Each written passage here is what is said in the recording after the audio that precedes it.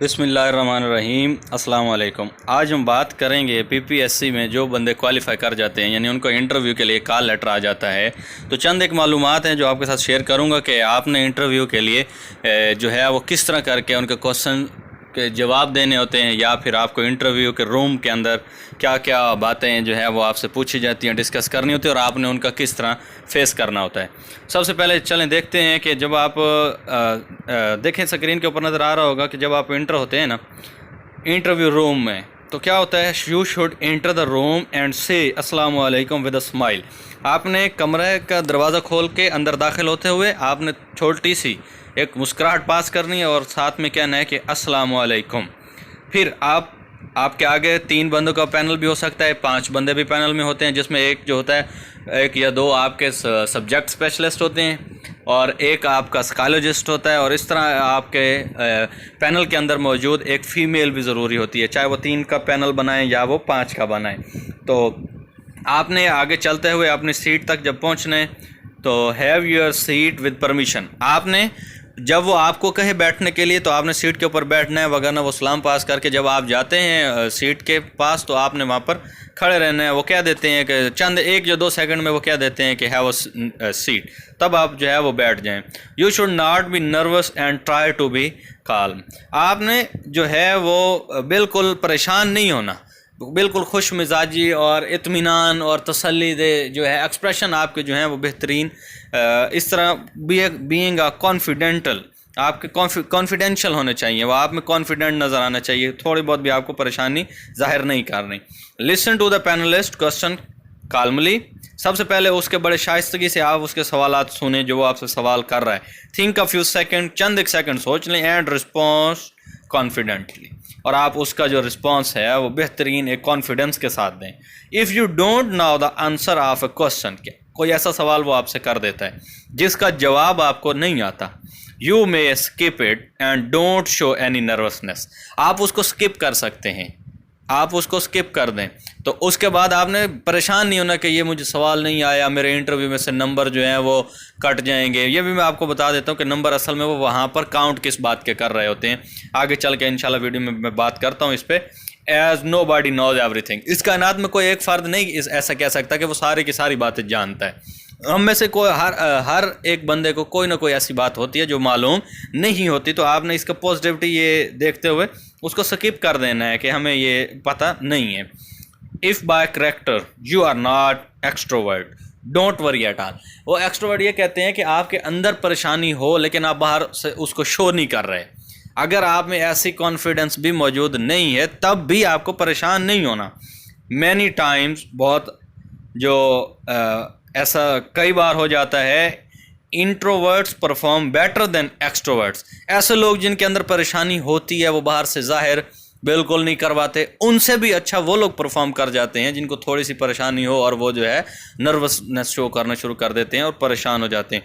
तो आपने ये पॉइंट्स गौर से जो है एक बार देखने हैं, मेरी बातों को गौर से सुनना है, तो इनके ऊपर जो है वो आपने इंटरव्यू रूम के अंदर अमल पैरा होना होता है, जिससे आप एक अपना बहुत ही आइडियल लेवल का जो है वो इंटरव्यू दे सकते हैं। तो पैनलिस्ट में मौजूद जो लोग होते हैं उनमें से बाज़ दफ़ा ये होता है कि एक बंदा करके सवाल करता है, बाज़ दफ़ा कोई बंदा पूछ लेता है सवाल, दूसरा जो बैठा होता है दूसरा सवाल वो कर लेता है, तीसरा कोई जो और बैठा होता है या फीमेल बैठी होती है तो वो जो है आपसे सवाल कर लेती है। तो इस तरह एक तरतीब के साथ उनके आंसर क्वेश्चन जो हैं वो आपके साथ चलते हैं। इसके बाद हम चलते हैं हमारे अपने अगले पेज की तरफ, अगले पॉइंट्स की तरफ कि आपने इसके बाद क्या करना होता है। चलें जी, उसके बाद देखें हमारे पास है, if you fail to respond for any question related to national, यानी पाकिस्तान के अंदरूनी कौमी लिहाज से कोई उसने सवाल कर दिया जो आप नहीं जानते, इंटरनेशनल या बैरूनी तौर पे, या फिर और करंट इन्फॉर्मेशन जो हमारे चल रहे होते हैं मौजूदा सूरत हाल इंटरनेशनल लेवल की, डोंट बॉदर एट ऑल। अब वो यही आपको बता रहा है कि अगर उसने कोई आपसे सवाल कर लिया नेशनल लेवल का है या इंटरनेशनल लेवल का है जो उस वक्त आपको जवाब मालूम नहीं है, तो उस पे भी आपको परेशान होने की ज़रूरत नहीं है। क्यों नहीं है, नीचे देखें, write response to general knowledge question supplement your performance. Your original performance is based on subject knowledge. आप जिस सीट के ऊपर गया बैठे हैं, फिजिक्स की है, केमिस्ट्री की है, बायो की है, मैथ की है, तो आपको जो असल वो रिजल्ट कैलकुलेट कर रहे होते हैं वो आपके सब्जेक्ट वाइज होता है। बाकी जो ये बातें वो आपसे जनरल नॉलेज की कर रहे होते हैं या करंट अफेयर्स वो पूछ रहे होते हैं या इंटरनेशनल लेवल की या नेशनल, ये सारी बातें सिर्फ और सिर्फ एक चेकिंग के लिए होती हैं। जवाब आ जाए तो बहुत अच्छा, वेल एंड गुड। अगर नहीं आता जवाब तो भी आपको परेशान होने की ज़रूरत नहीं है। इससे आपका जो इंटरव्यू है वो फेल नहीं करते, बल्कि वो सिर्फ और सिर्फ आपके जो अपने होते हैं सब्जेक्ट नॉलेज बेस्ड जो क्वेश्चन होते हैं उनको वो चेक करके उनके ऊपर आपकी परफॉर्मेंस को नोट कर रहे होते हैं। उसके बाद आ जाते हैं अगले पॉइंट की तरफ। When your interview is concluded you should thank the panel. जब आपको लगे कि आपका इंटरव्यू ख़त्म हो गया है, वो आपको कहते हैं भाई ठीक है जी बहुत शुक्रिया, तो आपने उठ के उनका शुक्रिया अदा करना है जब आपका इंटरव्यू ख़त्म होने लगे, या आपको वो सलाम कह देते हैं विद अ स्माइल, फिर एक मुस्कुराहट के साथ, यानी कॉन्फिडेंस शो करना है आपने पूरे अपने इंटरव्यू में। थोड़ा सा भी चेहरे के ऊपर जो है वो परेशानी या बल नहीं लेके आने। And leave the room walking gracefully, और आपने वापस कुर्सी से उठ के बड़े एक अच्छे अंदाज से, शानदार अंदाज से चल के कमरे से बाहर आ जाना है। से nothing negative about the panel out of the room. अब कमरे से बाहर आते ही बाज़ लोग जिनका इंटरव्यू अच्छा नहीं हुआ होता वो बाज़ अपनी अपनी होती है, बड़े बुरे लहजे में भी पैनलिस्ट की बात करते हैं बाहर आके, जी बहुत गंदे लोग बैठे हुए हैं, बड़े सख्त लोग बैठे हुए हैं, ऐसे वैसे क्वेश्चन कर। तो इस तरह की कोई भी बात आपने कमरे से बाहर आके किसी के साथ नहीं करनी। बस दफ़ा ये होता है कि उन्हीं के लोग बाहर खड़े होते हैं जो आपकी जजमेंट करते हैं, आया कि ये बंदा बाहर आके कोई नेगेटिविटी शो तो नहीं करता, तो फिर वो आपके इंटरव्यू के ऊपर बेशक आप अच्छा ही इंटरव्यू दे के आए हों लेकिन एक बहुत बुरा असर पड़ सकता है। अच्छा, फिर उसके बाद क्या है, room and again report to the concern desk. तो आप दोबारा उस जो आपका डेस्क था जिसके ऊपर आपने पता किया था आपका इंटरव्यू का, तो उनसे आप जो है वो बात डिस्कस, कोई और जाके कोई मालूमात लेनी हो, कोई इन्फॉर्मेशन लेनी हो तो वहाँ जाके ले सकते हैं। Afterwards you should not think much about it, और आपको इसके बारे में ज़्यादा डिप्रेशन का शिकार नहीं होना कि हर वक्त उठते बैठते सोते जागते चलते फिरते आपके जहन में यही बात चल रही है बार बार इंटरव्यू को। इसको ज़्यादा आपने नहीं सोचना। बहैसियत मुसलमान आपको टेंशन लेने की ज़रूरत ही नहीं है, क्योंकि जो कुछ होना होता है वो अल्लाह की ज़ात करती है। जो आपके हक़ में बेहतर होता है वो आपको अता किया जाता है, जो बेहतर नहीं होता तो आपको वो अता नहीं किया जाता, बल्कि उसको नेमुल बदल में, उसके बदल में आपको बहुत अच्छा अता किया जाता है। तो ये अल्लाह ताला के फैसले होते हैं। Just pray to Allah almighty. आपने अल्लाह ताला से सिर्फ दुआ करनी है फॉर सक्सेस, कामयाबी के लिए, एंड बी ऑप्टिमिस्ट। और आपने ये जो बातें मैंने बताई आपने ये गौर करना है इनके ऊपर, और सारी की सारी उम्मीद आपने अल्लाह ताला की ज़ात पे रखनी है। वही है जो सबका खालिक भी है, मालिक भी है और राज़िक भी है। बेशक उससे बेहतर रिज़्क़ कोई नहीं दे सकता। तो ये वो चंद एक बातें। इसके बाद देखते हैं आगे हमारे पास क्या मालूमात है जी आपसे शेयर करने के लिए। हाँ जी, तो ये हमारे पास यहाँ पर है इंट्रोड्यूसिंग योरसेल्फ, यानी जब आप अंदर जाके बैठते हैं तो ये कॉमनली बात है कि आपसे पूछा जाता है कि आप अपने आप को जो है इंट्रोड्यूस करवाएं। तो इंट्रोड्यूस में जो चीज़ें आपने उनको बतानी है वो चंद एक बातें मैंने यहाँ लिख दी हैं। ये आपका मुकम्मल एक इंटरव्यू जो है इंट्रोडक्शन का बेहतरीन आइडियल हो जाएगा अगर आप इन रूल्स को फॉलो करते हैं जो कि यहाँ पर नीचे दिए गए हैं। सबसे पहले देखें, while introducing yourself do not forget mentioning the following। जो नीचे बातें बताई गई हैं इनमें से कोई भी बात आपने वहाँ पर छोड़नी नहीं है, बल्कि ये सारी। सबसे पहले योर नेम, आपका जो नाम है इसमें ग्रामी है वो उनको बताएं। उसके बाद योर प्रोफेशनल बैकग्राउंड, कि आपके जो है प्रोफेशनल आप किस शोबे से ताल्लुक़ रखते हैं। अभी आप टीचर हैं, प्राइवेट पढ़ा रहे हैं, बैंक में जॉब कर रहे हैं, कहीं पर भी। तो द फैमिली बैकग्राउंड, और फैमिली बैकग्राउंड आपने बताना है कि आपके वालिद क्या करते हैं या वालदा क्या करती हैं, ठीक है। उसके बाद भाई हैं तो वो क्या करते हैं। क्वालिफ़िकेशन एंड एजुकेशन, आपने चौथे नंबर पे अपनी क्वालिफ़िकेशन बतानी है कि आपने कौन सी डिग्री की हुई है, ठीक है। और उसके बाद है जी आपकी अचीवमेंट डिस्टिंक्शन। बाज़ लोग मैट्रिक या उसके बाद एफएससी लेवल या यूनिवर्सिटी में कोई भी आप अचीवमेंट अपनी हासिल करते हैं, स्पोर्ट्समैन रहे हों या आपने कोई पोजीशन हासिल की हो बोर्ड में, क्लास में, उसके बाद जो है यूनिवर्सिटी में आपने कोई गोल्ड मेडल लिया हो, या कुछ भी जो आपके अचीवमेंट्स हों, एज ए प्लेयर हों, एज ए स्टूडेंट जब आप अपनी फील्ड में रहे हों, तो वो आपने वहाँ पर उनको जो है वो बता देनी होती है। और उसके बाद आपने अपने फ्यूचर प्लान बताने होते हैं। फ्यूचर प्लान में ये है कि अगर आप इस सीट पे आ जाते हैं तो आप क्या करेंगे, ठीक है, और इसके अलावा आप क्या आगे भी कोई टेस्ट देंगे, या आप इसी सीट के ऊपर रहेंगे, या जो भी आपकी फ्यूचर की पॉलिसी होती है वो आपने उनको बतानी होती है। लेकिन ये आपने सिर्फ 2 से 3 मिनट इस पे लगाने होते हैं, ज़्यादा टाइम नहीं लगाना होता, क्योंकि इसके बाद आपका असल इंटरव्यू शुरू होता है। लेकिन इन सब बातों में आपने कोई भी नेगेटिविटी शो नहीं करनी होती, बल्कि सिर्फ सारी इन बातों का आपने जो बताई हैं पॉजिटिव जवाब देना होता है। उसके बाद है हमारे पास इंटरव्यू क्वेश्चन एक्सप्लेनेटरी, ठीक है, वो कह देता है what is the job description, सही है जी, ऑफ योर प्रेजेंट जॉब या पोस्ट, जो अब आप कर रहे हो, जहाँ पर पहले आप नौकरी कर रहे हो, आपके डिस्क्रिप्शन क्या है, किस ओहदे पर हो और आप क्या काम कर रहे हो।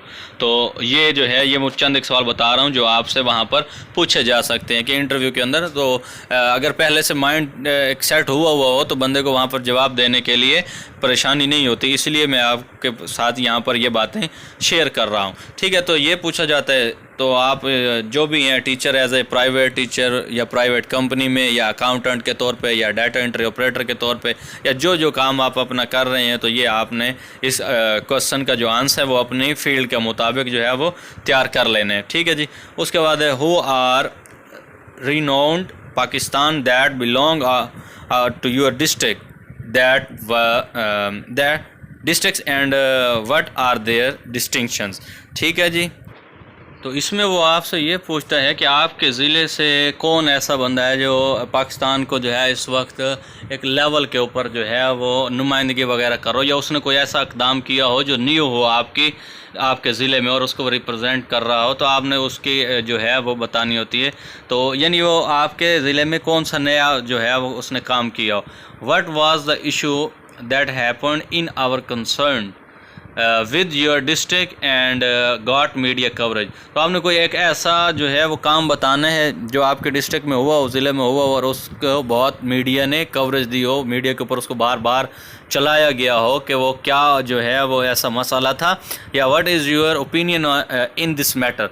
और आपकी उस मसले में उस जो मीडिया कवरेज का जो सिलसिला चलता रहा उसमें आपकी क्या राय है, आप क्या राय देते हैं। तो यहाँ पर एक बात मेरे जहन में रख लें कि आपने उस मसले का जो है, अगर तो वो आपके नज़दीक बिल्कुल बेशक ख़राब ही क्यों ना हो कि गलत किया गया हो, जो भी है, आपने उसकी एक पॉजिटिव राय देनी है, बिल्कुल नेगेटिव या उसको शिद्दत में नहीं लेके आना, या कोई ऐसी नेगेटिविटी शो नहीं करनी जिसका आपकी पर्सनैलिटी के ऊपर, एक पढ़े लिखे वेल एजुकेटेड होने के ऊपर आपका कोई असर आ जाए, ठीक है जी। उसके बाद do you think that media and government handle it rightly, क्या आप ये सोचते हैं कि जो मीडिया है और जो गवर्नमेंट है इसको सही तरीके से एक दूसरे के साथ मिल के चलाया जा रहा है। तो इसके ऊपर भी आपने जो है कोई बैड कमेंट्स या नेगेटिव राय अपनी नहीं देनी कि जी मीडिया तो ग़ुलाम बना हुआ है, कि हुकूमत जो भी आती है उसको ख़रीद लेती है, या ऐसी वैसी कोई बातें आपने वहाँ पर नहीं करनी होती। सिर्फ़ और सिर्फ आपने एक बस शाइस्ताना सा, और ना तो ज़्यादा आप उसको अच्छा कहें ना ज़्यादा आप बुरा कहें, बल्कि कोई एक दरमियानी सी राह निकालें जिसमें सिर्फ पॉजिटिविटी आप शो कर दें। बस ये आपके इंटरव्यू के चंद एक मसाइल होते हैं। अगर आप बिलफर्ज शो कर देते हैं कि नहीं जी ये तो मीडिया ख़रीदा जाता है, ये किया जाता है, वो फिर आपकी पर्सनैलिटी के ऊपर ये बैड इफ़ेक्ट पड़ता है। वहाँ जो साइकोलॉजिस्ट बैठा होगा तो वो यही आपके कमेंट्स में जो फीडबैक वो लिखेगा, वो यही लिखेगा कि ये एक शिद्दत पसंद बंदा था। तो फिर आपका जो है इंटरव्यू पे बहुत गहरा असर पड़ सकता है, हो सकता है वो आपको फेल भी कर दे। तो उसके बाद है how could it be handled better, वो आपसे पूछता है कि इससे भी बेहतर इसको किस तरह हैंडल किया जा सकता है। तो चंद एक आप उसके ऊपर कमेंट्स दे सकते हैं, राय अपनी दे सकते हैं कि इसको मज़ीद जो है बढ़ाया चढ़ाया जाए। अब हमारे जो कुछ देहाती एरियाज़ हैं या कुछ जो प्रॉपरली यानी इसको एक सोर्स ऑफ इंफॉर्मेशन बनाया जाए और ऑथेंटिक न्यूज़ चलाई जाए। बाज़ जो फेक न्यूज़ चलती हैं उनके ऊपर जो है वो थोड़ी सी पाबंदी होनी चाहिए, या किसी का जो है पर्सनल जो ट्रायल शुरू कर दिया जाता है मीडिया के ऊपर, तो ये चीज़ें भी नहीं होनी चाहिए। तो इसको एंटरटेनमेंट के लिए एक अच्छा सोर्स बनाया जाए। तो इस तरह आप इसको जो है हैंडल कर सकते हैं इस क्वेश्चन को। Tell the name of personalities from your district who participated in Pakistan movement. आपने अपने ज़िले के चंद एक ऐसे शख्सियात जो पहले गुजर चुकी हैं उनके बारे में बताना है इस सवाल में कि उन्होंने आज़ादी के लिए या पाकिस्तान जो तहरीक चलाई गई पाकिस्तान को बनाने के लिए उसमें हिस्सा लिया हो। तो ये होता है वेल एंड गुड। हर ज़िले में कोई ना कोई ऐसी पर्सनैलिटी ज़रूर होती है जिसने पाकिस्तान की तारीख़ में, ये ज़रूरी नहीं है कि उसको मीडिया के तौर पे या किताबों के हवाले से या मुताले पाकिस्तान के हवाले से जाना माना गया हो। हमारे बुज़ुर्ग बहुत सारे ऐसे आजकल मौजूद हैं, देखें आपने इर्द गिर्द तो कई घर ऐसे हैं जिनमें वो मौजूद होते हैं जिन्होंने पाकिस्तान की तहरीक में हिस्सा लिया, तो आप उनका हवाला भी दे सकते हैं। बेहतर तो यही है कि आप एक ऐसी पर्सनैलिटी का जिक्र करें जो जिनको यानी पब्लिक जानती हो, जो फेमस हों। अगर आपके ज़िले में ऐसे वो लोग मौजूद नहीं हैं तो आप किसी और का भी जो है वो जिक्र कर सकते हैं। उम्मीद है आपके लिए बहुत इंफॉर्मेटिव होगा। अगर कोई बात और आपने मज़ीद पूछनी हो तो आप नीचे कमेंट्स में पूछ सकते हैं।